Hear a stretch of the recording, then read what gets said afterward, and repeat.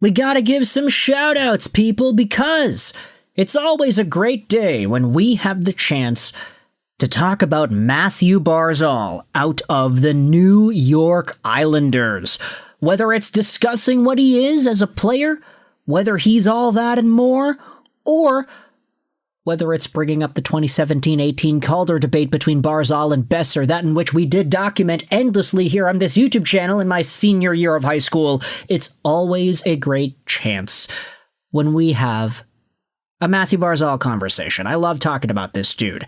And Thomas Drance deserves a shout out as well, because what Drance did yesterday on Twitter was he posted his latest piece from The Athletic for free, identifying NHL comparables for the Vancouver Canucks top forward prospects. Yes, baby, we're talking about the future of the Vancouver Canucks. Put it right on the record that this is a gift article shared by Drance, which gives us as readers, whether you are subscribed to The Athletic or not, the opportunity to read this for free. I'm signed out of The Athletic, but this is still an available piece, so because it's a gift article, we will leave a link in the description to the Thomas Drance post there. Let's talk about some of the latest in Vancouver Canucks future reporting and what these NHL comparable players look like for some of the Canucks' top forward prospects. Now, obviously, you can see from the thumbnail of the article, you've got Braeden Cootes listed out here as the number one name. And Drance goes out there and writes that a high-end comparable for Cootes is Mathew Barzal. Now, I like the sound of that a lot, although I will say, Barzal has one particular attribute of his that stands out amongst essentially every other NHL player today, and that's his speed. Might I remind you, Barzal is one of the only people to actually beat Connor McDavid in a head-to-head all-star skills competition speed skating race. Barzal is just that guy, and as a result, if you play any of the NHL video games, you'll always notice that Barzal always has, like, the fastest hut card. It's him, McDavid, and, like, Matt Duchene and McKinnon, so he's in that territory of guy. When I see a comparable between Barzal and Braeden Cootes, the first thing my mind does is it says, hey, wait a minute, Cootes doesn't necessarily have the wheels that Barzal has. But with that said, let's dive into what Drance says about this comparison. Cootes' Draft +1 WHL season was solidly promising. Among his high-end comparables, given his healthy but not model-breaking 1.4 points per game scoring rate as a Draft +1 player, are star NHL forwards like Brayden Point and Mathew Barzal. We'll pick Barzal here given that they're a closer draft pedigree match and are both right-handed shooters. Now, Brayden Point also shoots right, does he not? Barzal is a more dynamic mover and puck carrier than Cootes, and is a more perimeter-oriented playmaker.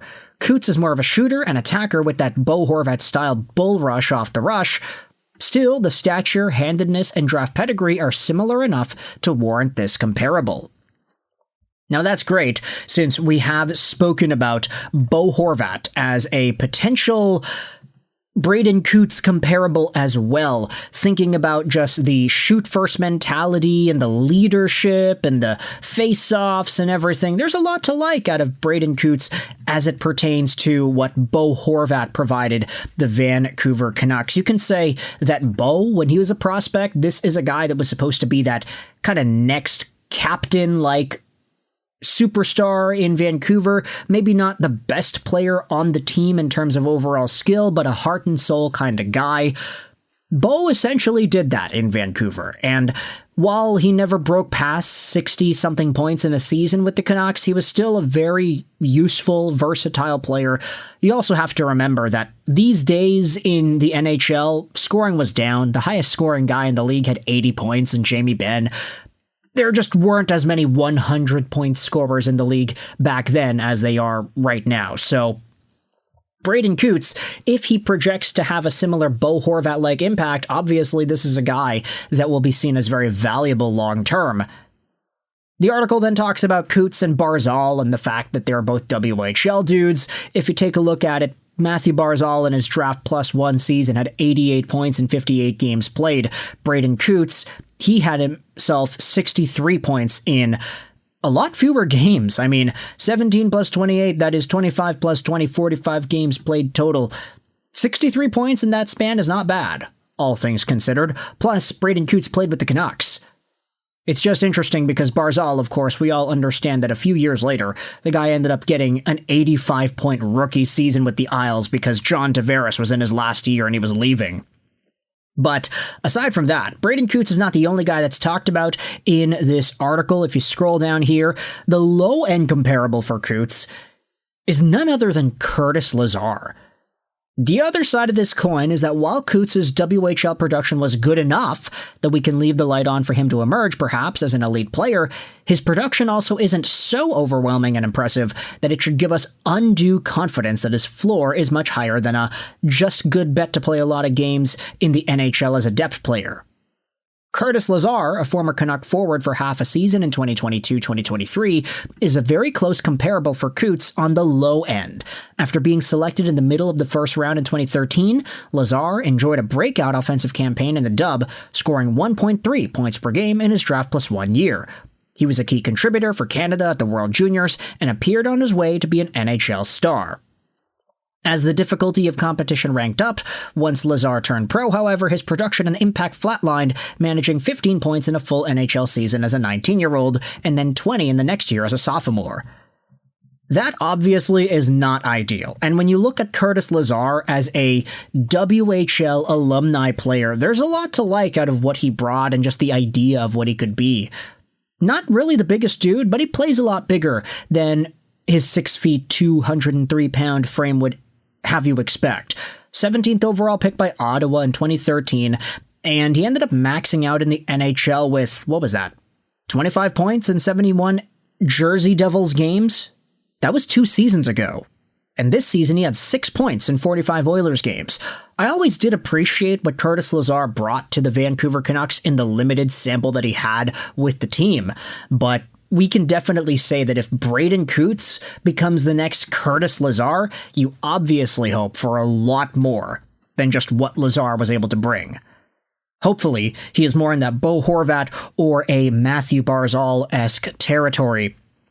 Obviously, though, Cootes does have a projectably good future with the Vancouver Canucks. Now, I don't want to do an entire deep dive and analysis and read every single word of the other guys. Liam Ogren's over here. His high-end comparison is Ivan Barbashev, which I actually think is a pretty solid one. You think about it, Barbashev is very versatile. He does essentially whatever it is Vegas needs him to do. He is a Swiss Army knife who could also score, who could play forward positions. I mean, Barbashev has it all.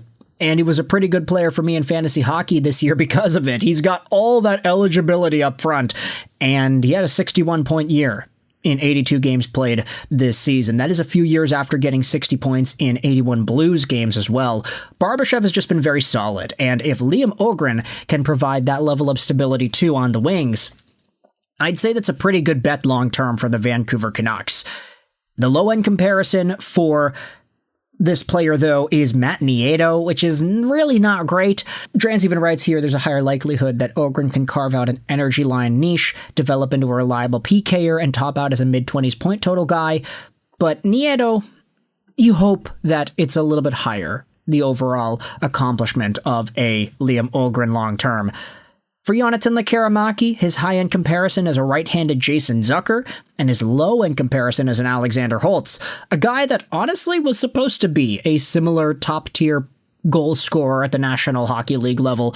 Maybe that's still somewhere dormant within Holtz, but I'd bet against it. And what's funny about this article is the fact that if you take a look at some of the replies, one of these goes out there and says this at the bottom: "Great. So 2 middle 6 forwards and some lottery tickets. This is depressing. Take all of these guys at their top-end comparables, and you still have a 32nd place team." And while that might be true, if you have a Vancouver Canucks team that has Mathew Barzal, Jason Zucker, and Ivan Barbashev as some of your top prospects to be, and they all pan out, maybe you're not looking at the best team long-term. But that's what Gavin McKenna is for, man. That's why you're going to be seeing even more of these conversations as the year goes on and after Vancouver uses their 4 first and second round picks in this year's draft. So with all that said, let me know your thoughts in the comment section below. How do you feel about Drance's article talking about Vancouver Canucks comparable names? This will be linked in the description, of course. Big shout out to Drance for giving this one to us for free. I hope you enjoyed this video. And bye.